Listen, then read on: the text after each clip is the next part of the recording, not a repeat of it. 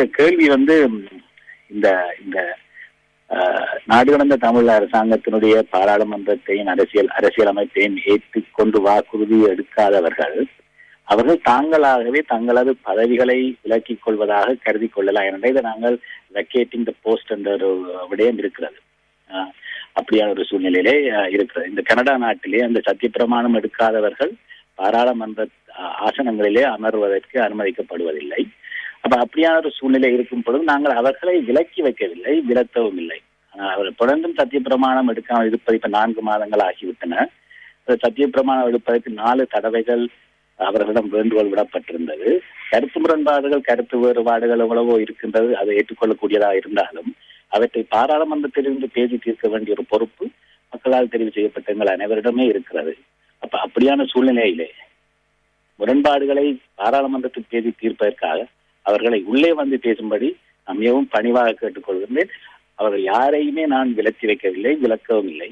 ஆனால் தொடர்ந்து அவர்கள் சத்தியப்பிரமாணம் எடுத்து நாடு கடந்த தமிழ் அரசாங்கத்தின் அமைப்பிலே தொடர்ந்தும் பணியாற்ற அவர்களால் முடியாவிட்டால் அந்த இடங்களுக்கு நாங்கள் புதியவர்கள் நிரப்ப வேண்டிய தேவை இருக்கிறது.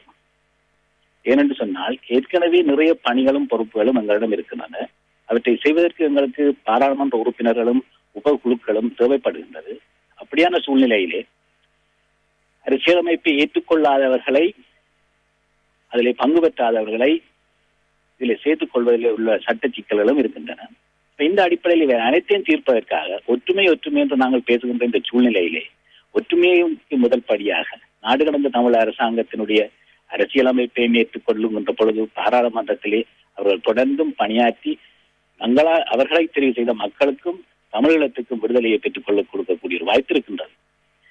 அடுத்ததாக இவர்கள் இனிமேலும் தொடர்ந்தும் உறுதிமொழியை எடுத்துக்கொள்ளாமல் இருப்பார்களானால் தங்களுடைய பதவிகளை அவர்கள் தாங்களாகவே விலகிக் கொள்வதாக கருதி கொண்டு நான் நாடு கடந்த தமிழ் அரசாங்கத்தினுடைய தேர்தல் ஆணையத்துக்கு இதை அறிவிப்பேன்.